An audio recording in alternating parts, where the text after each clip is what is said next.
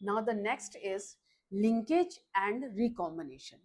Morgan carried out several dihybrid crosses in Drosophila to study genes that were sex-linked.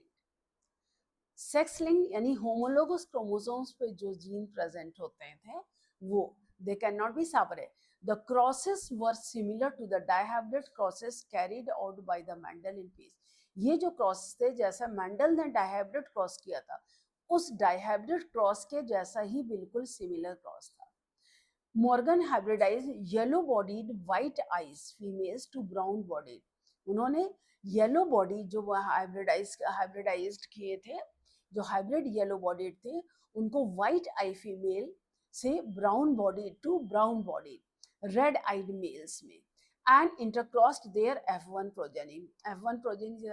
So he observed that two genes did not segregate independently of each other, and the F2 ratio deviated very significantly from 9:3:3:1 expected when the two genes are interdependent. Mendel's के हिसाब से जिस हिसाब से Mendel's के F2 generation में जो ये हमें करेक्टर दिखाई दिया था उस तरह का जनरेशन जब उन्होंने ड्रोसोफिला के ऊपर किया था तो वो पूरी तरह से उसमें सेम टाइप का जनरेशन नहीं हुआ था. Morgan and his group knew that the genes were located on the X. उनको पता था genes X chromosomes पे located हैं. And they saw quickly that when the two genes in the dihybrid were situated on the same chromosome, और उन्होंने देखा कि dihybrid में जब दो जीन एक ही सेम क्रोमोसोम पर प्लेस्ड होते हैं, then the proportion of parental gene recombination were much higher than the non-parental. तब जो पेरेंटल कॉम्बिनेशन जो होता है नॉन पेरेंटल के कॉम्बिनेशन से ज्यादा होता है. He attributed this due to the physiological association or linkage of the two genes that coined the term linkage. Linkage. Actually, what is linkage? When we called what is linkage, तो linkage term क्या होता है? Linkage का देखो TH. Morgan ने बताया था. TH. Morgan has the more rational explanation of the phenomenon Lenu-Gaster. He called linkage sputtering as coupling. Linkage defined as tendency of parental combination to remain together. जो parental combination जो हमेशा साथ रहता है and express in relatively for low frequency for new combination. तो genes show linkage because they are on the same chromosome. Genes linkage show करते हैं क्योंकि वो सेम क्रोमोसोम है. And new combinations linked genes they are called recombination. और जो new combinations होते हैं उनको हम रिकॉम्बिनेशन कहते हैं. यहां पर देखिए physical association genes on the chromosomes and the term recombination to describe the generation of non-parental gene combination. जो non-parental gene है, Morgan also found that when genes were grouped on the same chromosome, जब genes एक ही chromosome पर होता है, some genes very tightly link, मतलब वो बहुत कम रिकॉम्बिनेशन शो करते हैं क्योंकि वो टाइटली लिंक होते हैं. सम आर लूजली लिंक, कुछ लूजली लिंक्ड है तो वो जल्दी अलग हो जाएगा, जो टाइटली लिंक है वो जल्दी अलग नहीं होगा. He found that the genes white and yellow were very tightly linked and so only 1.3% recombination, जबकि white and miniature wing shows 37.2% recombination. His student Alfred Stewart used the frequency For example, he found that genes white and yellow were very tightly linked, जो बहुत tightly linked थे. They show only 1.3% recombination, while white or miniature wing, they show 37.2% recombination. जो white और miniature थे उन्होंने 37.2% recombination. और उन्हीं का स्टूडेंट एल्फ्रेड स्टुअर्ट था. He used frequency recombination between gene pairs. उन्होंने ही देखा कि recombination gene pairs same chromosome उसको डिस्टेंस मेजर करके between genes and mapped their position on the chromosome. So today genetic maps they are extensively used as a starting point on the sequence whole genomes as was done in the case of human genomes. इसमें जो genetic frequency जो linkage जो होती है use करते हैं, जिनको हम जेनेटिक म्यूटेशंस में यूज की जाती है। अब जैसे ये देखिए, जो ये इसमें आपका रिकॉम्बिनेशन है जीन्स का, ये पेरेंटल क्रॉस, और ये सेम देखिए सेक्स लिंक इन ड्रोसोफिला। जो सेक्स लिंकेज ड्रोसोफिला में था, मॉर्गन ने डिस्कवर किया था। ही noticed sudden appearance on white-eyed male in the culture, while wild red-eyed Drosophila. White-eyed male mated with the red-eyed females. So F1 में both male and female, they were all red-eyed, indicating that white-eye mutation is recessive and red-eye is dominant. But when F1 flies mated freely, and red and white-eyed flies appeared in the ratio of 3:1, but all white-eyed flies were male. लेकिन white eyed flies सारी male थी, और red eyed and white eyed males वो 1:1 में use करती। जैसे ये देखिए, ये जो जनरेशन फर्स्ट में पेरेंटल थे, ये आपके रेड आइड है फीमेल, व्हाइट आइड मेल। जब इसको हमने जैसे ये पॉजिटिव जो डोमिनेंट कैरेक्टर है, ये स्मॉल रेसेसिव कैरेक्टर है, इसको हमने मर्ज किया, तो इसमें जो ओवा बने, इसमें एक ही तरह के बनेंगे, इसमें दो तरह के बनेंगे। तो जब इसमें दो तरह के बनेंगे, तो जब इसमें होगा या तो ये इससे कॉम्बिनेट करेगा और या ये इससे कॉम्बिनेट करे। तो F1 जनरेशन में जो हमको मिले सारे रेड आइड मिले। अब जब इसको हमने F2 जनरेशन में किया, तो जब F2 जनरेशन में जो गैमेट्स बनेंगे, ये हमारे तीन टाइप के, ये जो इसमें डोमिनेंट ये रेसेसिव, और ये इसके ये गैमेट्स ये। तो जब ये इंटरेक्शन हो गई, तो उसमें रेड आइड फीमेल 50% था, और रेड आइड और व्हाइट आइड मेल्स जो होते हैं वो प्रेजेंट F2 जनरेशन में होते हैं। अब उसकी जगह अगर हमने व्हाइट आइड फीमेल लिया, रेड आइड मेल लिया, तो जब हमने व्हाइट आइड फीमेल को क्रॉस किया पेरेंटल को रेड आइड फीमेल से, तब हमारे फर्स्ट जनरेशन में ओवा ये तो एक ही तरह का बनेगा, क्योंकि प्योर व्हाइट आइड था। ये रेड आइड थे, ये दो तरह के बने, स्पर्म्स बने। तो जब ये सेल्फ क्रॉस होंगे, तो इसमें हमको रेड आइड और व्हाइट आइड के 50-50% मिले। 50। जब इसके हमने वो सेकेंड F2 जनरेशन में लिया, ये F2 जनरेशन में लिए, तो इसके ओवर जो गैमेट्स का फॉर्मेशन बना, इसमें व्हाइट आइड और रेड आइड फीमेल्स 50-50% आए, और व्हाइट आइड और रेड आइड मेल्स का रेशो भी जो होता है वो 50-50%। सेक्स इनहेरिटेशन नॉट ट्रांसमिशन और x chromosome carried colour I gene when crossed with between a white female than the red eyed male। और इसमें जब ये किया transmission sex chromosome carrying eye colour gene W+ and small w in cross red eyed female and white eyed male. तो जो daughters होती हैं वो दे रहे। तो इनहेरिटेंस ड्रोसोफिला को कैसे हम इसको एक्सप्लेन करेंगे कि gene for white I colour is located in gene X chromosome or Y chromosome is empty, carrying no normal allele. So white-eyed female possesses gene for the white eye color small w on both of its X chromosome. So it transmits one gene for white eye yellow to each offspring. तो जो white eyed males they होते हैं X chromosome within W small w gene from the mother and capital Y chromosome no such gene from the father. Therefore recessive W gene is homozygous state that produces the eye color, and the daughters receive one X chromosome with small w from mother, one X chromosome, while dominant W gene red color from the father. So all of them are red eye phenotypically, but genetically they are heterozygous, right? I hope it is clear. That is what the linkage and recombination. Now the next one is polygenic inheritance. When we ask about the polygenic inheritance, then you see Mendel studied mainly described those traits that have been discussed alternate form. जैसे flower color है, either purple or white. But if you looked around yourself, you will find that there are many traits. अगर हम अपने आसपास देखें तो हमें बहुत से traits दिखाई दें, which are not so distinct in their occurrence, but they are spread across a gradient, जो कि हमारे चारों तरफ फैले हैं, बहुत ज़्यादा distinct characters नहीं होते हैं। जैसे इन ह्यूमंस में they we don't just have tall और शॉर्ट पीपल, जैसे लंबे या छोटे, तो इसका कोई पैमाना नहीं है कि कितने लंबे कितने छोटे। So as to distance alternative, a whole range of possible heights are there. Such traits are generally controlled by 3 or more genes. तो जो traits एक तीन दो या दो से अधिक जीन से कंट्रोल होते हैं उनको हम कहते हैं polygenic trait. They are known as polygenic trait. besides involvement of multiple genes. Polygenic inherit, poly means many, inheritance means inherited, जो inherit करते हैं. Also takes the influence of environment. इसका एनवायरनमेंट का भी फर्क होता है. जो बच्चे का डेवलपमेंट या कोई भी ऑर्गेनिजम्स का डेवलपमेंट किस एनवायरनमेंट में होगा, उस एनवायरनमेंट के हिसाब से भी डेवलपमेंट में जो फिजिकल कैरेक्टर्स जो होते हैं उसमें परिवर्तन होता है. Changes occur in the physical character. जैसे ह्यूमन स्किल कलर, ये अच्छा तरह एग्जांपल है. ये पॉलीजन मतलब इसमें बहुत से जीन चेंज, जैसे phenotype it reflects the allele, the effect of each allele is additive, मतलब हर कलर का हर उसमें जुड़ता है.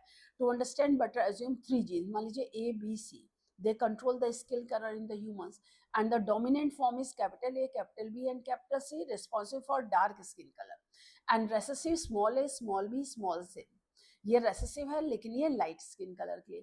अब मान लीजिए genotype with all dominant alleles, capital A, capital A, capital B, capital B, capital C, capital C, तो यानी कि they have the darkest skin colour. तो जिसमें सारे जीन्स कैपिटल होंगे तो उसके स्किन का कलर डार्क होगा. and that with the respective alleles small a, small a, small b, small b, small c, small c. They will all have the lightest, इनका एकदम लाइट कलर होगा, fair complexion होगा. तो as the genotype with 3 dominant alleles and 3 recessive alleles, they will have intermediate. अब इसमें से मान लीजिए capital A small A, capital B small B, capital C small C, इस तरह का होगा तो उसका इंटरमीडिएट गेहुआ रंग होगा, मतलब मीडियोकर कलर आ जाएगा, मिडिल कलर में आएगा. So in this manner, the number of each type of L's in the genotype, they determine the darkness or lightness of the skin agent. तो ये डिपेंड करता है कितने लाइट कलर के jeans हैं, कितने डार्क कलर, कितने कैपिटल हैं, कितने स्मॉल है. कैपिटल ज्यादा होंगे तो इतना कलर डार्क होगा, जितने स्मॉल लेटर्स ज्यादा होंगे उतने स्किन का कलर ब्राइट होगा. अब इसी में नेक्स्ट टर्म जैसे आ जाता है प्लियोट्रॉपी. तो प्लियोट्रॉपी क्या है? We have so far seen that the effect of gene on a single phenotype, जो जीन का इफेक्ट होता है सिंगल ट्रेट होता है. तो however instead there are single gene exhibit multiple, अगर एक ही जीन कई करेक्टर्स को एक्सप्रेस करे तब उसको हम प्लियोट्रॉपी कहते हैं. जैसे such a gene they are called the pleiotropic gene. Pleiotropic gene क्या होगा? जब एक ही जीन कई सिम्टम्स को दिखाता है, कई से. जैसे mechanism pleiotropy most cases effect of gene meta, जैसे metabolic pathway contribute towards phenotype, जो मेटाबॉलिज्म का पाथवे है, या फिनोटाइप यानी एक्सटर्नल फीचर्स जो होते हैं. एग्जांपल जैसे हमारा डिजीज है फेनिलकीटोनुरिया, जो फेनिलकीटोनुरिया डिजीज जो होता है जो ह्यूमंस में होती है, it is caused by the mutation in the gene that codes for the enzyme phenylalanine hydroxylase. Single gene mutation है. अब दिस मैनिफेस्ट, अब सिंगल जीन म्यूटेशन में क्या होता है? It also express mental retardation भी होता है, रिडक्शन इन हेयर, बाल कम होते हैं, मेंटल डेवलपमेंट प्रॉपर नहीं होता है, स्किन में पिगमेंटेशन भी प्रॉपर. तो जीन एक ही है लेकिन ये 3 कैरेक्टर्स को कंट्रोल कर रहा है, mental retardation, reduction in hair and skin pigmentation. जब एक ही जीन कई कैरेक्टर्स को कंट्रोल करता है तब हम उस चीज को कहते हैं pleiotropy. The next is sex determination. The mechanism of sex determination always been a puzzle before the genetist. The initial clue about the genetic or the chromosomal mechanism of sex determination can be traced back to some of the experiments carried out in insect.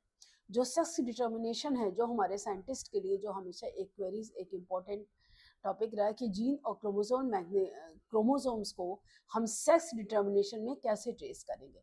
In fact cytological जो observations है made in number of insects let the development of the concept of genetic chromosomal basis of that. तो जो genetics जो हमने insects के ऊपर जो experiment किए उनसे जो डेवलपमेंट, जो जेनेटिकल क्रोमोसोम जो सेक्स डिटरमाइन किया, सबसे पहले हैंकिंग साइंटिस्ट ने 1891 में specific nuclear structure all through the spermatogenesis in a few. Spermato यानी कि the process of formation of sperm, sperm formation में फ्यू इंसेक्ट देयर. तो उसने ऑब्जर्व किया कि 50% स्पर्म जो है received by the structure of the spermato, जबकि 50% sperm they did not receive any structure. Means 50% chromosomes में क्रोमोसोम्स होते हैं, कोई एक्स क्रोमोसोम दिखाई देता है और 50% में वो क्रोमोसोम्स नहीं होते.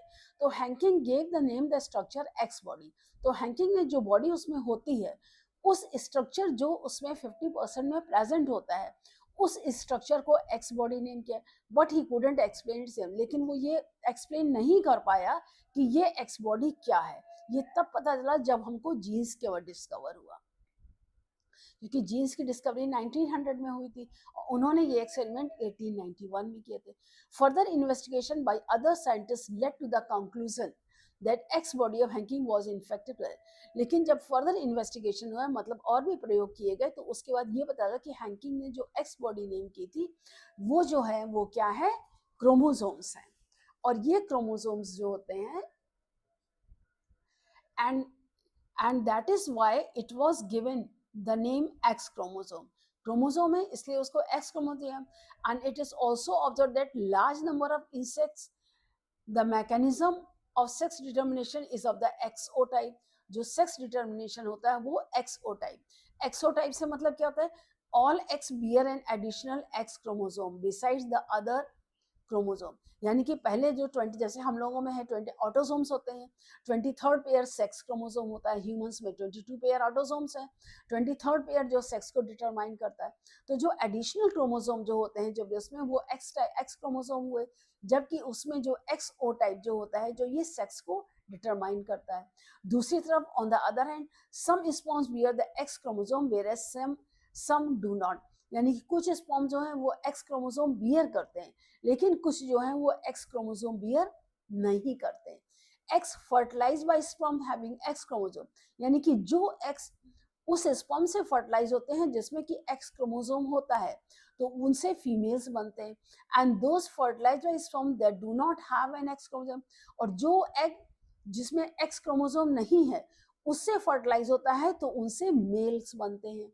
तो हियर तो what happen, the number of chromosomes in the male and female are equal due to the involvement of the X chromosome in the determination of sex. It was designated by the X-sex chromosome. चूंकि X chromosomes की presence और absence से sex का formation हो रहा था, तो इसलिए इस पेयर को हम सेक्स क्रोमोसोम ने कहे, and rest of the chromosome named as autosome.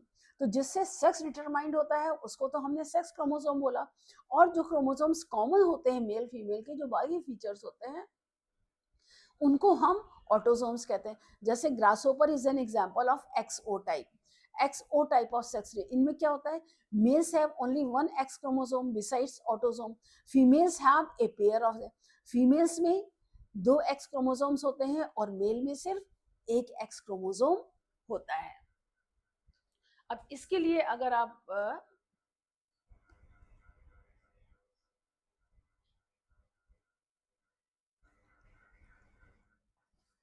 Determine करेंगे कि x chromosome, the female has ZO, or single type of the chromosome, where the male has single X chromosome and the female has 2 X chromosome.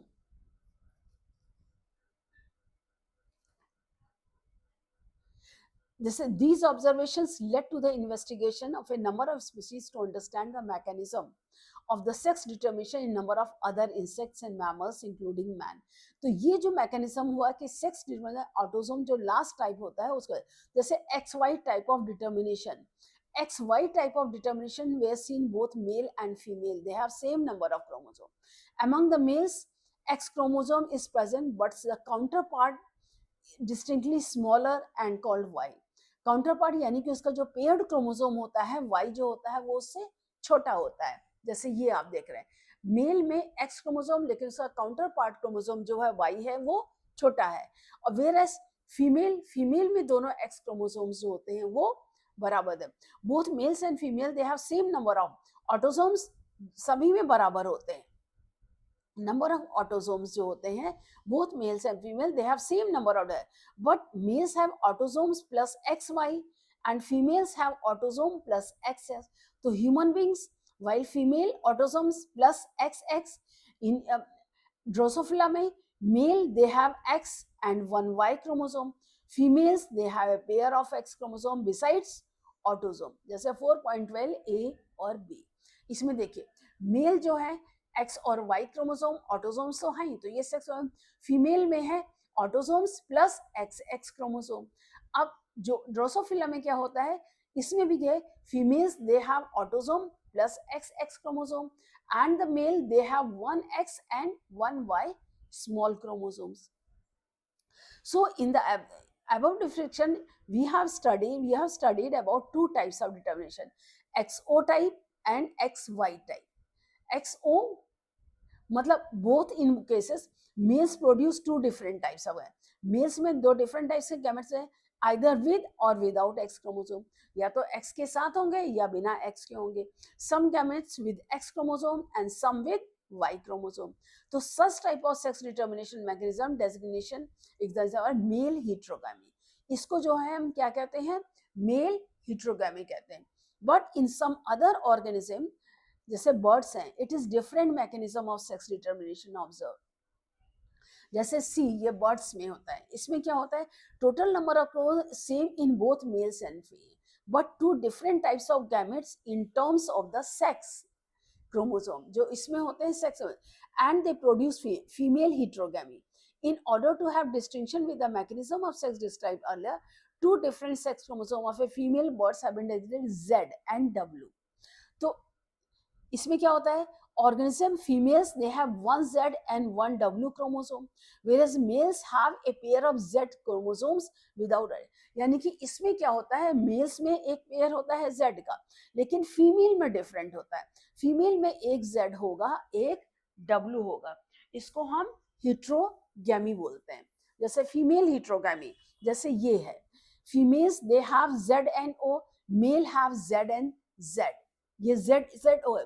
Females have two types of X, that one Z and one Z. इसमें Z pair है, तो female में क्या होगा, Z और Z दो gametes बनेंगे, जबकि मेल में क्या, एक Z और एक गैमेट बनेगा. तो जब ये इसमें होंगे तो इसमें क्या होंगे, Z और Z plus A represent autosomes. मतलब ऑटोसोम्स तो सभी में होंगे ही होंगे.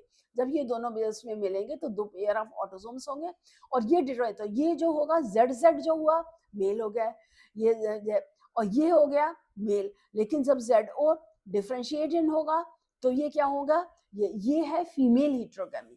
और जब हम मेल हिट्रोगैमी की बात करेंगे, मेल हिट्रोगैमी, तो मेल हिट्रोगैमी में देखिए क्या होता है, इसमें ऑटोसोम्स तो हो गई XX XY. तो XX में X और X गैमेट्स हुए, जो अभी हमने आपको पढ़ा, और XY में X और Y दो तरह के गैमेट्स हुए. जब इन दो तरह के गैमेट्स मिक्स्ड होंगे तो जो ऑटोसोम्स तो होंगे ही होंगे, प्लस XX तो female, XX female, auto XY तो फिर मेल, ऑटोसोम्स प्लस XY, तो फिर ये क्या होगा, ये फिर से फीमेल होंगे. अब बर्ड्स में जो होता है ZW एंड Z टाइप, इसमें क्या है, फीमेल ZW टाइप होते हैं और मेल में ZZ होते हैं. तो two types of X are produce. तो ये जो ZW फीमेल है, ये दो तरह के एक्स प्रोड्यूस करती है, Z और A रिप्रेजेंट मतलब ऑटोसोम्स. ऑटोसोम्स तो कॉमन होंगे, इनमें भी ऑटोसोम्स होंगे. और जो मेल होगा, मेल में ZZ यानी सेम स्पॉन्स होंगे. तो जब सेम स्पॉन्स होंगे और क्रॉस होगा तो ये हिट्रोगैमी, फीमेल हिट्रोगैमी. इसमें क्या होगा, इसमें भी 50% मेल और 50% फीमेल ऑर्गेनिजम्स होंगे. So that is what how sex are determined over here. I hope I told you. Now sex determination in humans. Humans का भी सेक्स डिटर्मिनेशन जैसे आपको पता है सेम तरीके से ही होता है. जैसे it has already been mentioned that sex determining mechanism in case of XY type 23 pairs chromosomes होते हैं. इसमें 22 pairs are exactly same in both and here. 22 pairs जो सेम होते हैं मेल और फीमेल में, उनको हम क्या कहते हैं, ऑटोसोम्स कहते हैं. These are autosome, and a pair of X chromosome are present in female, means दो X chromosome फीमेल में होते हैं, whereas the presence of X and Y chromosome जो होता है वो डिटरमाइन करता है male gamete. So 50% total sperms produce carrying X chromosome और 50% produce Y chromosome. Besides autosome, autosomes होते हैं. Female they have only one type of ovum, that is X chromosome. So there is an equal probability of fertilization of ovum with the sperm carrying X or Y chromosome. Ovum fertilizing with sperm carrying X, XX तो female होगा. Female fertilizing with XY, XY तो फिर male offspring होगा. So it is evident that the genetic makeup concept, here you can see that is the sex determination in man. In case of man, total number of chromosomes 23 pairs. It is heterogametic while women is homogametic. Heterogametic मतलब hetero मतलब अलग अलग sex chromosome, जैसे एक x एक sperm दो तरह के बनेंगे, जबकि होमोगैमेटिक सेक्स एग ओवा जो होंगे वो एक ही तरह के। तो जब ये ओवा ये स्पर्म से होगा तो फीमेल होगा, ये ओवा स्पर्म से होगा फीमेल, अगर ये ओवा स्पर्म वाई से होगा तो मेल होगा, ये होगा तो। So in male 44 and 22 pairs autosomes होते हैं प्लस एक्स वाई, फीमेल में 44। तो sperm produce by male of the two types 22 plus X 22 plus Y, where overall they have 22 plus x chromosome. तो in man chromosomes is female, in man x chromosome is female determination and y chromosome is male determination होता है। तो यही है जो ये father mother x Y हुआ, तो इसमें एक्स वाई होगा एक्स वाई, अगर ये एक्स एक्स होगा ये एक्स एक्स तो फीमेल चाइल्ड, इधर एक्स वाई तो ये मेल चाइल्ड होगा। अब जैसे ड्रोसोफिला जो मैंने कहा, इसमें क्या होता है, टोटल नंबर ऑफ क्रोमोसोम्स कितने होते हैं, 4 पेयर होते हैं, 4 में 3 तो 1 ये 3 4 ये तो कॉमन होते हैं। मेल डिटरमाइन फीमेल ये एक्स फीमेल और X Y male, same process इसमें भी होता है ड्रोसोफिला, लेकिन नंबर ऑफ क्रोमोसोम्स जो होते हैं वो होते हैं। अब होमोगैमेट हेटेरोफिल में जो सेम प्रोसेस है A1 and AXY, same process, examples are there. Now see again, sex honeybee में कैसे होता है, honeybee's case is slightly different, that you can say the sex determination in honeybee is based on the number of sets of chromosomes in an individual received. Offspring formed from the union of a sperm and an egg developed as a female queen worker. जो offsprings होते हैं union of sperm developed as a female queen और the worker, जैसे ये देखिए parents होते हैं female male, तो जो मियोसिस 32 इसमें 16 होते हैं, जब मियोसिस होगी तो 16 के गैमेट्स बनेंगे, इसमें फीमेल में माइटोसिस होता है और गैमेट 16 का ही बनता है, तो जब ये कॉमन कम्युनिटी 16 तो मेल बनेगा, और जब माइटोसिस 16 जो 32 नंबर्स आएंगे तो ये फीमेल, यानी कि अगर सिंगल प्रोसेस है तो ये इसमें क्या होता है कि offsprings form from the union of sperm of an egg develops as a female queen और वर्कर, अनफर्टिलाइज्ड एग यानी कि एग जिसमें फर्टिलाइजेशन नहीं होता है, सिंपल है, if they develops that is male drones होते हैं by means of parthenogenesis without fertilization, अगर फर्टिलाइजेशन नहीं होगा विदाउट फर्टिलाइजेशन डेवलप होंगे 16 के अंदर, तब जो हो गए वो उससे क्या होंगे मेल प्रोड्यूस, फीमेल में 32 होता है मेल में 16 होता है, इसीलिए means they have half the number of chromosomes than that of female, so females are diploid 32 chromosomes and males are haploid only 16, so this is called haploid diploid sex determination, इसको हम क्या कहते हैं haploid diploid sex determination system, and special characteristic features that males produce sperms by mitosis, male जो sperm होते हैं उसमें meiosis ना होकर के सिर्फ माइटोसिस होता है, ये हनीबी के केस में है, they do not have father and thus cannot have sons, they father nahi to sons, but have a grandfather and can have grandson, so sex determination is different in the birth. Is the sperm of the egg responsible for the sex of the chicks? Yeah, it is responsible for the chicks. The next is mutation. Mutation is a phenomenon which results in alteration of DNA sequence and consequently results in changes in the genotype and the phenotype of an organ. Mutation वो phenomena है जो result करता है, जिससे क्या होता है DNA के सीक्वेंस में जो बेसिस प्रेजेंट होते हैं उसमें ऑल्ट्रेशन यानी कि चेंजेस होते हैं, जीनोटाइप यानी कि जीन्स में भी चेंज होते हैं और फिनोटाइप यानी एक्सटर्नल फीचर्स भी चेंज होते हैं, इन एडिशन टू रिकॉम्बिनेशन यानी कि फिर से ज्वाइन करना is another phenomena that leads to variation in DNA.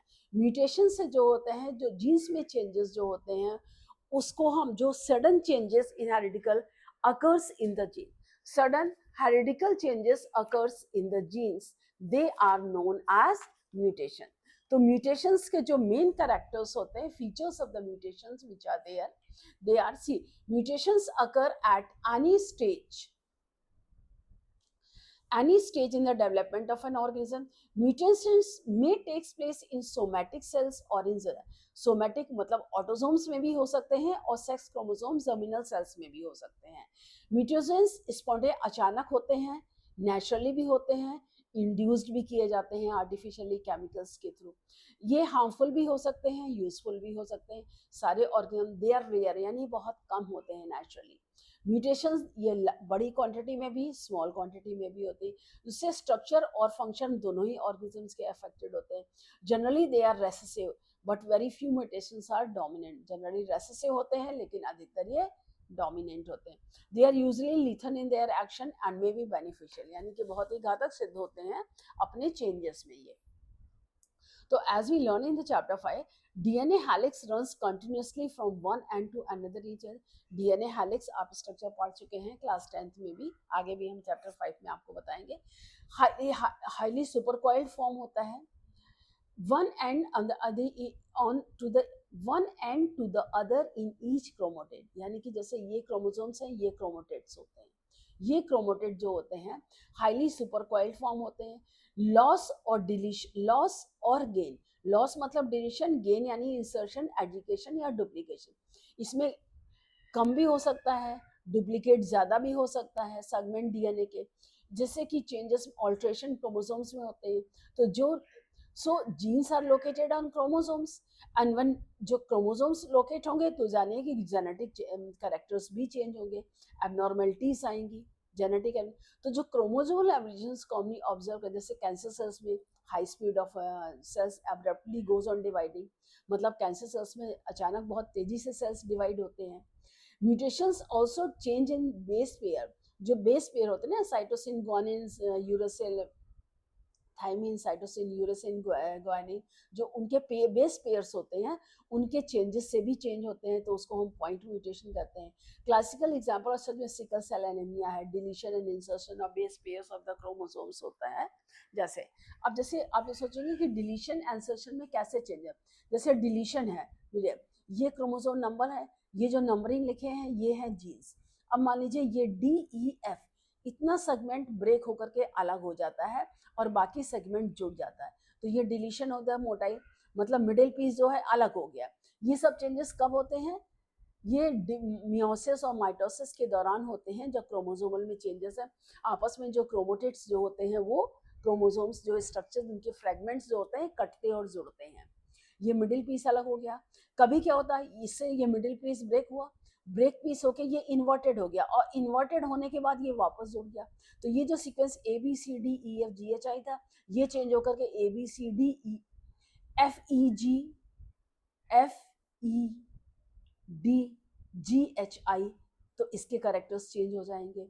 अब ट्रांसलोकेशन में क्या होता है, ये क्रोमोसोम है, ये सेट है, अब यहाँ से ये ब्रेक हो गया, अब ये ब्रेक इससे कट गया और इसमें जुड़ गया। यहाँ से इससे कटा तो ये क्रोमोसोम इतना हो गया, और जो ये कटा पार्ट है ये नीचे WX, ये सिंगल हो गया और ये WXY इसमें जुड़ गया, ये ट्रांसलोकेट हो गया। अब अगर डुप्लीकेशन में क्या होता है, जैसे ये क्रोमोसोम है, ये है, तो इसमें क्या होगा, यहाँ से FGHI यहाँ से कट गया, FGHI यहाँ है लेकिन ये यहाँ पर डुप्लीकेट हो गया।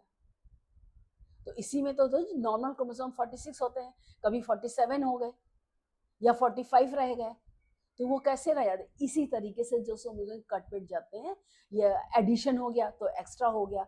अब इसमें क्या है, डिलीट हो गया तो कम हो गया, या इसमें कैरेक्टर्स चेंज हो गए, या इन्वर्ट होकर के जुड़ गया, इससे कट गया इसमें जुड़ गया, तो एक छोटा हो गया एक बड़ा हो गया, यानी कि 45 रह गया 46 से। तो इस तरह के जो चेंजेस होते हैं, ये म्यूटेशन एब्रेशन जो ऑल्ट्रेशंस होते हैं, इससे जो है जो ह्यूमन बींग्स में है कई तरह के डिसऑर्डर्स देखे जाते हैं। अब इसमें जैसे पेडिग्री एनालिसिस है, तो mechanism is beyond the discussion level, इसमें बहुत ज्यादा है। अब जैसे पेडिग्री एनालिसिस है, the idea of disorders inherited has been prevailing in the human society since long. तो जो डिसऑर्डर्स होते हैं इसके बारे में हम बहुत पहले से ही पढ़ रहे थे कि बहुत चेंजेस होते हैं ये ह्यूमन सोसाइटी। तो it was based on heritability, कि कैसे इनहेरिट होते हैं सर्टेन कैरेक्टर्स, जैसे फैमिलीज में। जब मेंडल्स लॉ डिस्कवर हुए तो मेंडल्स लॉ के जो इनहेरिटेंस पैटर्न जो होता है ह्यूमन बींग्स में भी, इसके बारे में स्टडी स्टार्ट हो गई। तो ये एविडेंट था कि it is evident control crosses can be performed in P plant. भाई पी प्लांट में तो हमने क्रॉसेस कंट्रोल करके देख लिया, उसको परफॉर्म कर लिए, एडजस्ट कर दिया, लेकिन हर एक में तो ये पॉसिबल नहीं है कि उसको हम कंट्रोल करके स्टडी करके कि ह्यूमन बींग्स में तो नहीं पॉसिबल है। P plant study of the family history, लेकिन ये हमारे जो पी प्लांट में तो पॉसिबल है, but not possible in case of human beings. Human beings में ये पॉसिबल नहीं है। तो स्टडी ऑफ फैमिली हिस्ट्री के जो इनहेरिटेंस का स्टडी करते हैं, जैसे पर्टिकुलर ट्रेड है तो उससे ऑल्टरनेट, तो जब हम एनालिसिस पढ़ते हैं फिर जो सेवरल कई जनरेशंस फैमिली के, तो analysis of the traits in a several generation of a family, that is called pedigree analysis. क्या है pedigree? An analysis of traits in a several of generations of a family, that is called the pedigree analysis. अब pedigree analysis में क्या होता है, inheritance of a particular trait is represented in the family tree over generation. तो जो pedigree study जो हमको एक इम्पॉर्टेंट टूल प्रोवाइड करता है, which is the utilize to trace inheritance of specific trait, यानी कि पर्टिकुलर डिजीज जैसे सिंड्रोम्स होते हैं, क्लिनिफेल्टर सिंड्रोम जो डिजीज होते हैं, कलर ब्लाइंडनेस है या काफ़ी डिजीज है, एबनॉर्मलिटी होती है या बच्चों में जो होती हैं, या पर्टिकुलर डिजीज जैसे हीमोफिलिक डिजीज है, तो important standard symbols pedigree analysis there, so you have studied even each and every feature of any organism is controlled by one or the other gene located. तो जो ये features जो characters होते हैं, ये DNA में जो जीन्स लोकेटेड होते हैं उनके द्वारा गवर्न होते हैं। अब जैसे यहाँ पर देखिए पेडिग्री, मेल को हमने इससे रिप्रेजेंट किया, फीमेल को ये किया, ये सेक्स अनस्पेसिफाइड, यानी कि ये अनस्पेसिफाइड है, ये अनयूजुअल है। तो ये जो अनयूजुअलिटी होती है ये क्रोमोसोम्स के एडिशन डिलीशन या चेंजेस से होती है। ये अफेक्टेड इंडिविजुअल्स, हम इससे अंदर से जैसे मान लीजिए नॉर्मल है, मेटिंग हुई, तो मेटिंग बिटवीन रिलेटिव्स तो उसमें जो क्या होते हैं, जो मेटिंग से जो नॉर्मल पेरेंट्स होंगे वो नॉर्मल होंगे, ये मेल है ये फीमेल है, तो इससे भी आधे बच्चे मेल होंगे आधे फीमेल। लेकिन अगर इसी में practical changes in order to birth left to right the children's below, तो then what happen, parents with male child affected with the disease, तो जो मेल चाइल्ड है वो क्या हुआ, डिजीज से अफेक्टेड, एक्स से रिलेटेड, जबकि बाकी 5 जो है वो अनअफेक्टेड होंगी।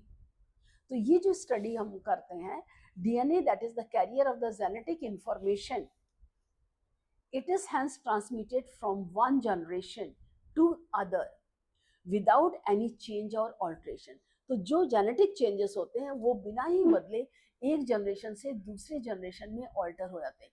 तो जो changes alteration that take place occasionally, ये हमेशा नहीं होते, कभी कभी 1000 में से एक बच्चा एबनॉर्मल होगा। सच एन ऑल्ट्रेशन और चेंज इन जेनेटिक मटेरियल, तो जो ऑल्ट्रेशन और चेंज जो जेनेटिक मटेरियल में होता है अचानक, उसको हम sudden changes in the genetic, that is called mutation. तो इससे क्या होते हैं, डिसऑर्डर्स भी होते हैं, डिसऑर्डर्स होते हैं ह्यूमन बींग्स में जो कि एसोसिएटेड इनहेरिटेंस में चेंज या ऑल्टर्ड जीन्स ऑफ क्रोमोसोम्स के कारण वो डिसऑर्डर्स ह्यूमन बींग्स में देखे जाते हैं। अब मेंडेलियन डिसऑर्डर्स में क्या होता है, जेनेटिक डिसऑर्डर्स में be grouped into 2 categories, Mendelian disorder, chromosomal disorders, जैसे Mendelian disorders mainly determined, Mendel के जो डिसऑर्डर्स होते हैं जो कि ऑल्ट्रेशन या म्यूटेशन से सिंगल जीन में भी हो सकता है, डबल जीन में भी हो सकता है, तो ये ट्रांसमिट करते हैं offsprings on the same lines. आज देखिए हमने लॉज ऑफ इनहेरिटेंस पढ़ा है, मेंडल्स लॉज, कैसे कैरेक्टर्स ट्रेट्स बन हैं। Second Mendel's law of inheritance जो हमने पढ़े, law of dominance, law of segregation, law of independent assortment, monohybrid cross, dihybrid cross. तो वो जो पैटर्न इनहेरिटेंस का मेंडेलियन का है वो इस फैमिली पेडिग्री एनालिसिस से, वो इस फैमिली एनालिसिस से हम लोगों के ह्यूमंस के फैमिली में भी ये एप्लीकेबल हो जाता है। तो मोस्ट कॉमन और प्रिवेलेंट होते हैं जो मेंडेलियन डिसऑर्डर्स होते हैं, जैसे हीमोफीलिया है, सिस्टिक फाइब्रोसिस है, सिकल सेल एनीमिया है, कलर ब्लाइंडनेस है, फेनिलकीटोनुरिया है, थैलेसीमिया है, ये सारे इंपॉर्टेंट मेन डिजीज होते हैं। तो ये मेंटल डिसऑर्डर्स डोमिनेंट भी हो सकते हैं, रेसेसिव, अब ये डिपेंड करता है डोमिनेंट और रेसेसिव ट्रेट्स होने पर ही ये अगली जनरेशन में रिप्रेजेंट करते हैं। तो pedigree analysis can be easily understand when the trait in the question dominant और रेसेसिव, जैसे कि ट्रेट में भी लिंक एक्स, जैसे सेक्स क्रोमोसोम से, तो हीमोफीलिया एक्स क्रोमोसोम से, सेक्स क्रोमोसोम से है, एक्स लिंक्ड रेसेसिव ट्रेट। अब जैसे मेल में एक्स एक ही होता है, तो अगर एक्स उसमें अफेक्टेड होगा तो वो तुरंत आ जाएगा। X linked recessive traits show transmission from carrier female to male progeny. जो एक्स लिंक करेक्टर डिजीज होती है हीमोफीलिया, चूंकि फीमेल में 2 एक्स क्रोमोसोम्स होते हैं, तो अगर सिर्फ एक एक्स क्रोमोसोम कैरियर होगा, दूसरा नॉर्मल होगा, तब क्या होगा, फीमेल कैरियर होगी। तो ऐसे फीमेल के सन बेटे जो होंगे आधे कलर ब्लाइंड होंगे, जो प्लेन होगा वो तो नॉर्मल होंगे, और जो कैरियर से करेंगे वो कलर ब्लाइंड या हीमोफिलिक होंगे, क्योंकि हीमोफिलिया कलर ब्लाइंड दोनों ही डिजीज जो है वो एक्स लिंक्ड रेसेसिव ट्रेट से ट्रांसमिशन होती है। क्योंकि जो कैरियर है, कैरियर में वो रेसेसिव है, लेकिन सन में चूंकि एक ही एक्स रेसेसिव ट्रेट है, तो वो कलर ब्लाइंड हो जाएगा। तो पेडिग्री जो पेडिग्री एनालिसिस है, पेडिग्री एनालिसिस से इस बारे में हमको जानकारी करने में बहुत सहायता मिलती है। So represented pedigree as a dominant and recessive trait. Your teacher they can pedigree characters they are known. जो पेडिग्री है मतलब कुछ कैरेक्टर्स जो ऑटोसोम से कनेक्टेड होते हैं, यानी कि जो 22 पेयर्स होते हैं, कुछ सेक्स क्रोमोसोम। तो जो हीमोफिलिक कलर ब्लाइंड है ये सेक्स क्रोमोसोम XY, जैसे ये है फीमेल, फीमेल में है XX, ये है XY। तो इसमें ऑटोसोमल डोमिनेंट ट्रेट होता है, जैसे मायोटोनिक डायस्ट्रोफी होती है, और इस केस में क्या ऑटोसोमल रेसेसिव ट्रेट्स होता है, जैसे सिकल सेल एनीमिया है। तो जो सिकल सेल एनीमिया जो रेसेसिव ट्रेट है ये मेल में डोमिनेंट होगा, जो कि फीमेल्स जो होती हैं वो डबल एक्स क्रोमोसोम्स होता है। तो डबल एक्स क्रोमोसोम्स ये तो नॉर्मल हो गया, अब ये और एक्स ये कैरियर हो गया। अच्छा, फीमेल XY सिंगल क्रोमोसोम होता है, तो अगर ये इसमें कैरियर हीमोफिलिक चला गया तो ये जो मेल में जो होगा ये डोमिनेंट हो जाता है। मेल में जो ये करेक्टर आएगा वो डोमिनेंट हो जाता है, ये मेल का करेक्टर डोमिनेंट हो जाता है। तो इसी तरह से जैसे अगर ये फीमेल है, ये नॉर्मल मेल है, तो इसमें जो आएंगे तो जो आधे सन्स होंगे वो नॉर्मल मेल होगा, आधे सन्स जो होंगे वो हीमोफिलिक होंगे, आधे सन्स नॉर्मल होंगे। फीमेल्स जो होंगी आधी कैरियर होंगी, आधी कैरियर होंगी और आधी नॉर्मल होंगी।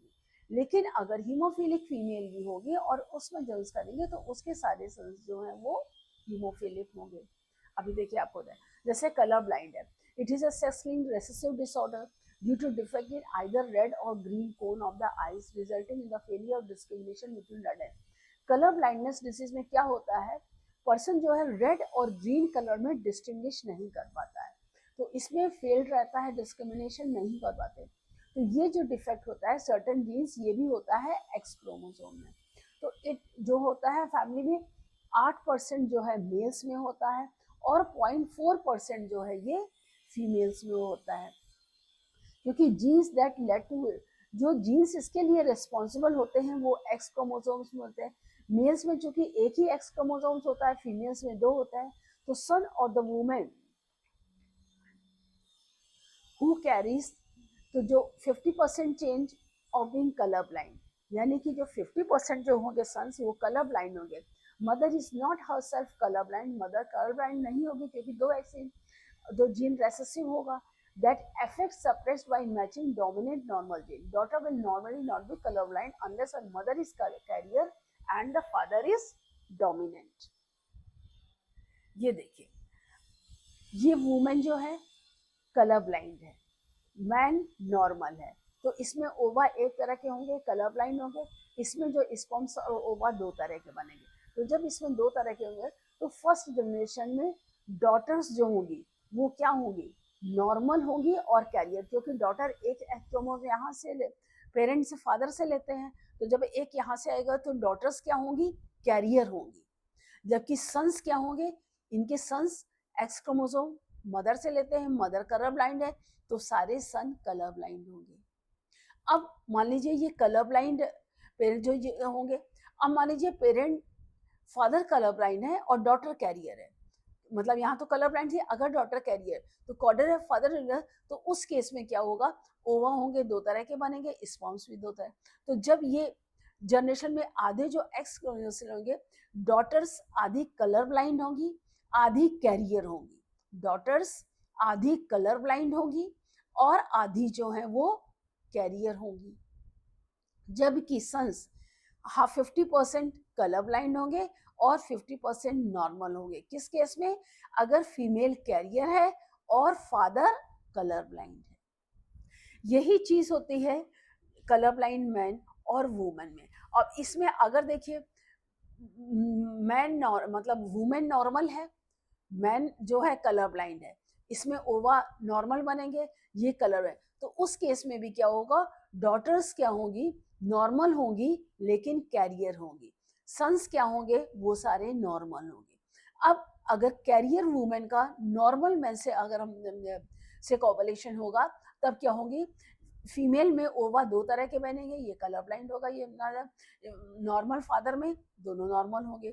उस केस में 50% डॉटर्स नॉर्मल होंगी और 50% डॉटर्स कैरियर होंगी। सन 50% नॉर्मल होंगे और 50% कलर ब्लाइंड होंगे, क्योंकि ये सेक्स लिंक इनहेरिटेंस है क्रॉस नॉर्मल वुमन और कलर ब्लाइंड में, ये जो आपको कॉज दिया हुआ है।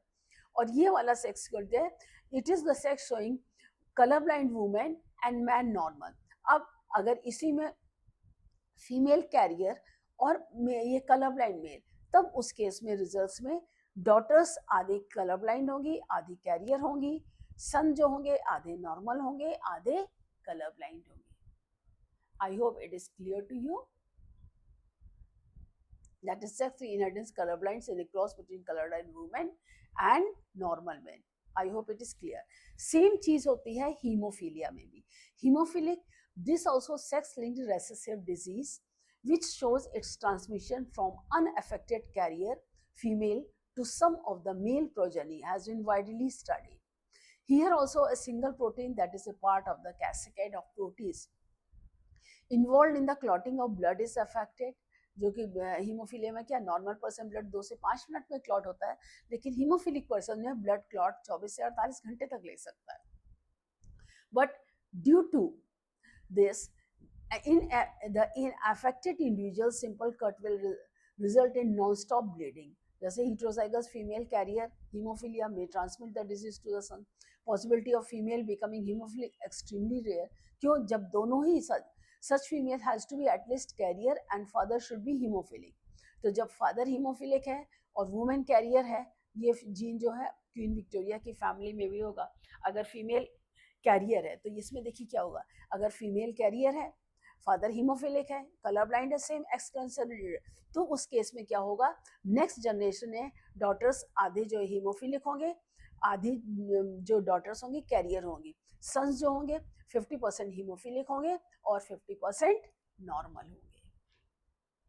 इसी तरह से sickle cell anaemia, this is an autosome linked recessive trait that can be transmitted from parents to when both the partners are carrier of the heterozygous, मतलब जब दोनों ही पार्टनर्स जो उस जीन को कैरी करेंगे तब ये डे, क्योंकि it is controlled by a single pair of allele, जैसे HbA and HbS। HbS sickle cell anaemia affected है, तो 3 possible genotypes only homozygous individual that HbS and HbS, ये इसको सिकल सेल एनीमिया होगा।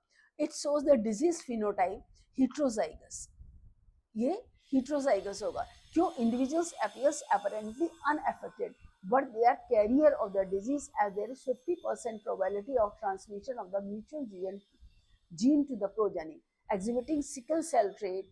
ये जैसे ये सिकल सेल, ये आप देखिए सिकल सेल ट्रेट एनीमिया है,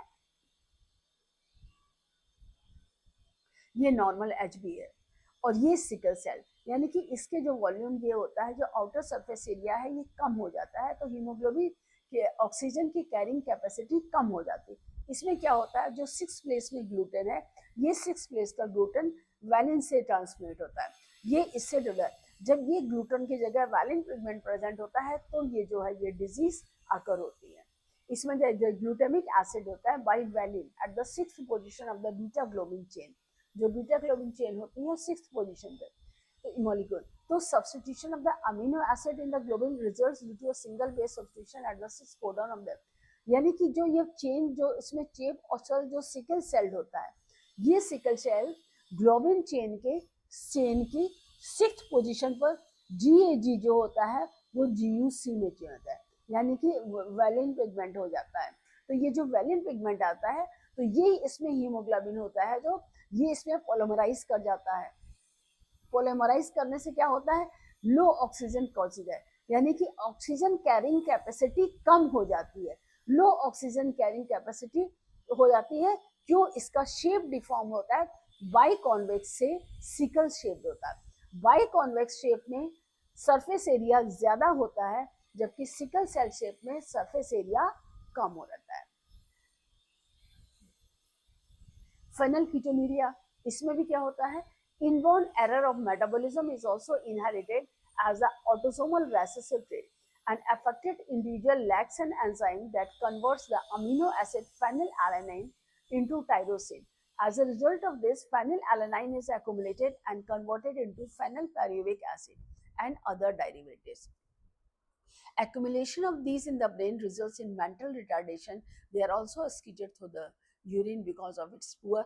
इसमें क्या होता है कि इसमें जो अफेक्टेड इंडिविजुअल जो होता है, एंजाइम अमीनो एसिड को फेनिलएलानाइन को ट्राइसोइन में कन्वर्ट करता है, ये ब्रेन में एक्यूमुलेट हो जाता है। इसके एक्यूमुलेशन से मेंटल रिटार्डेशन होता है और जो कि यूरिन में एक्सक्रीट नहीं कर पाता है। Next is thalassaemia. This is also an autosome linked recessive blood disease transmitted from parents to the offspring. When both the partners are unaffected carrier of the gene, the defect could be due to either mutation or deletion, which ultimately results in reduced rate of synthesis of one of the globin genes, alpha and beta chain. यानी thalassaemia जो है linked है blood disease है, जो parents of the heterozygous means both are not affected, ये भी mutation से या जैसे डिलीशन, जैसे आपको होता है डिलीशन इन्वर्जन से रिजल्ट से होता है रेट से, तो इसमें क्या होता है ग्लोबिन चेन्स होती हैं अल्फा और beta chain that make haemoglobin. तो जब अल्फा और बीटा ग्लोबिन चेन्स इनमें चेंजेस होते हैं, इनके चेंजेस से जो है ये thalassaemia. This causes formation of abnormal haemoglobin molecules resulting into anaemia. इससे क्या होता है, जो हीमोग्लोबिन मॉलिक्यूल का फॉर्मेशन जो होता है वो नॉर्मल की बजाय एबनॉर्मल हो जाता है। दो करेक्टरिस्टिक देखिए, थैलेसीमिया जो है ये classify according to which chain of the haemoglobin है, मतलब थैलेसीमिया अल्फा या बीटा, यानी कि कौन सी हीमोग्लोबिन बनाने की चेन उसमें अफेक्टेड है। अगर alpha thalassaemia means production of alpha globin chain is affected, while जब अगर अल्फा थैलेसीमिया है तो इसमें क्या होगा, अल्फा ग्लोबिन चेन अफेक्टेड होगी। अगर बीटा थैलेसीमिया है तो production of beta globin chain is affected, तो इसमें क्या होगा, बीटा ग्लोबिन चेन अफेक्टेड होगी। Alpha thalassaemia it is controlled by two closely linked genes HbA1 and HbA2। Alpha thalassaemia जो होती है इसमें जो दो लिंक्ड जीन्स होते हैं जिससे कि वो अफेक्टेड होती, वो होती है HbA1 और HbA2, ये दो होती हैं। इसमें क्या होता है 16th chromosome of each pair, यानी कि ऑटोसोम्स पेयर का जो 16th क्रोमोसोम होता है, ऑब्जर्व ये म्यूटेशन से या डिलीशन, जैसे पता है जब दो क्रोमोसोम है एक से डिलीट हो गया दूसरे में ऐड हो गया, तो जिसमें डिलीट हो गया उसमें प्रॉब्लम आ जाएगी। वन और मोर ऑफ द 4 जीन्स, मतलब 4 जीन्स अफेक्टेड होते हैं, तो अब इसमें एक जीन डिलीट हुआ, मतलब एक पार्ट हुआ डिलीट, 2 हुए, 3 हुए, 4 हुए, कितने पार्ट डिलीट हुए, उससे वो affected, and more genes affected less alpha globin molecules are produce. इसी तरह beta thalassaemia it is controlled by HBB on chromosome 11 each of the pair, यानी कि ये जो 16th pair of chromosomes autosomes के, और ये 11वां पेयर जो ऑटोसोम्स का 11वां पेयर होता है उसमें अकर्स होते हैं म्यूटेशन में, एक चेन में या दोनों में। तो it differs from sickle cell. Sickle cell anaemia में सिर्फ उसका शेप अफेक्टेड होता है, जिसका कि उसका जो आउटर सरफेस है वो कम हो जाता है, जो ऑक्सीजन कैरिंग कैपेसिटी कम है। लेकिन इसमें क्या होता है, हीमोग्लोबिन का फॉर्मेशन ही नहीं होता है, हीमोग्लोबिन फॉर्मेशन ही नहीं होता है, जिससे कि व्यक्ति को दो थैलेसीमिया के हर 3 महीने में ब्लड चढ़ाने की जरूरत पड़ती है, जबकि सिकल सेल एनीमिया में ऐसा कुछ नहीं होता, उसमें कुछ प्रॉब्लम होती है, आदमी को थोड़ा सा अपना आयरन कंटेंट मेंटेन, जो कि आप टैबलेट्स वगैरह खाने से भी मेंटेन कर सकते हैं, लेकिन थैलेसीमिया में ऐसा नहीं। So thalassaemia differs from sickle cell anaemia form quantitative, मतलब ये बहुत ज्यादा मात्रा है, synthesising too few mole globin, मतलब इसमें जो हीमोग्लोबिन मॉलिक्यूल फॉर्मेशन जो होते हैं बहुत कम होते हैं, and later it is qualitative, मतलब बहुत ज़्यादा प्रॉब्लम सिंथेसाइजिंग और इनकरेक्टली फंक्शनिंग ग्लोबिन, यानी ग्लोबिन का मॉलिक्यूल चेन का फॉर्मेशन की फंक्शंस जो होती हैं वो यानी हीमोग्लोबिन होता ही नहीं है, फॉर्मेशन ऑफ हीमोग्लोबिन ही नहीं होता है, जबकि सिकल सेल एनीमिया में सरफेस कम होती है जिससे कि उसका ब्लड वेसल्स अफेक्टेड होता है. Next, chromosomal disorder. Chromosomal disorders, on the other hand, are caused due to absence or excess or abnormal arrangement of one or more. इसमें क्या होता है, क्रोमोसोम एक कम होगा या ज़्यादा होगा, या दो क्रोमोसोम ज़्यादा होंगे, तीन भी ज़्यादा हो सकते हैं. ये प्रोसेस होता है. 400-500 में एक एबनॉर्मल बच्चा ऐसे में ज़रूर आता है. Failure of segregation of chromatids during cell division cycle results in the gain or loss of chromosome. This characteristic feature is known as aneuploidy. मतलब जब मेयोसिस में जब सेल डिवीजन होता है, सेल डिवीजन में जब ये क्रोमोसोम्स पूरी तरह से सेग्रीगेट नहीं हो पाते, पूरी तरह से अलग नहीं हो पाते, तो इससे क्या होता है, जब पूरी तरह से अलग नहीं होते तो या तो कम होगा किसी में क्रोमेटिड में या किसी में ज़्यादा होगा. तो कम या ज़्यादा होते हैं तो इसे हम कहते हैं एन्यूप्लॉइडी. जैसे Down syndrome, gain of extra copy of chromosome 21. Down syndrome में यानी कि ऑटोसोम पे जो 21st पेयर होता है उसमें एक्स्ट्रा क्रोमोसोम होता है. टर्नर सिंड्रोम जो कि मेल में होता है, loss of an X chromosome in the human females. इसमें ह्यूमन फीमेल्स में होता है टर्नर, जिसमें जो है एक एक्स क्रोमोसोम कम होता है, 46 की जगह 45 होते हैं. जिसमें साइटोकाइनेसिस जो division telophase, cytokinesis means division of cell के टेलोफेज स्टेट में जो सेल डिवीजन जो होता है, increase in a whole set of chromosome. And the phenomena polyploidy, poly means many, polyploidy मतलब सेपरेट नहीं हो पाते. जिससे जो पॉलीप्लॉइडी है ये जनरली प्लांट्स में होती है. तो total number of chromosomes normal human cell में कितने होते हैं, 46, 23 पेयर्स. इसमें 22 पेयर्स जो होते हैं वो ऑटोसोम्स होते हैं.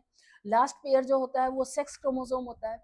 दो rarely either additional copy of chromosome may be, मतलब या तो एडिशनल कॉपी उसमें होगी, ज्यादा क्रोमोसोम होंगे या कम होंगे. may lack any one pair of chromosome. So these chromosome, जैसे ये पेयर है, तो इस क्रोमोसोम डाउन सिंड्रोम में जो ऑटोसोमल पेयर्स होते हैं, जो लास्ट पेयर होते हैं, जो एक्स्ट्रा है, तो इसमें जो सेपरेशन फॉर्मेशन होता है ये एक्स्ट्रा ऐड हो जाएगा या एक्स्ट्रा कम हो जाएगा. तो इन क्रोमोसोमों में जो 21st पेयर होते हैं वो अलग है. लेकिन सेक्स क्रोमोसोम जब फॉर्मेशन ऑफ गैमेट में भी है, क्रोमोसोम्स कम या ज्यादा हो जाते हैं. Situations are known as trisomy, monosomy of a chromosome. Trisomy मतलब 3 हो जाते हैं, मोनो यानी सिंगल रह जाता है. Such and leads to very serious concept, मतलब ऐसे लोग जो डाउन सिंड्रोम, टर्नर से, they are not able to reproduce. Main problem is that they are not able to reproduce. तो टर्नर सिंड्रोम, डाउन सिंड्रोम है. अब जैसे डाउन सिंड्रोम है, this is the cause of genetic disorder in the additional copy of a chromosome number 21. यानी कि जो 21st pair of chromosome होता है, इसमें number of chromosome this order first describe by Langdon. इस क्रोमोसोम सबसे पहले लैंगडाउन डाउन इन 1866 में देखा. तो इसमें जो अफेक्टेड ऑर्गेनिज्म होता है, शॉर्ट स्टैटर्ड, जो डाउन सिंड्रोम का होता है वो शॉर्ट स्टैटर्ड होता है. स्मॉल राउंड हेड होता है, हेड जो है स्मॉल गोला, ये देखिए ये छोटा हेड होगा, स्मॉल राउंड हेड है, statured small head, furrowed tongue, partially open mouth, palm is broad and characteristics palm crease. Physical, psychomotor, mental, मतलब प्रॉपर मेंटल डेवलपमेंट नहीं होता है, mental development is retarded. Down syndrome का मतलब जैसे flat back of the head, broad face, big and wrinkled tongue, congenital heart disease, serious heart problems होती है. ये पाम क्रीज होते हैं. ये many loops on the finger tips जो होते हैं ये प्रॉपर नहीं होते हैं. तो ये जब 21st पेयर ऑटोसोम जो होता है एक्स्ट्रा, तब ये डाउन सिंड्रोम.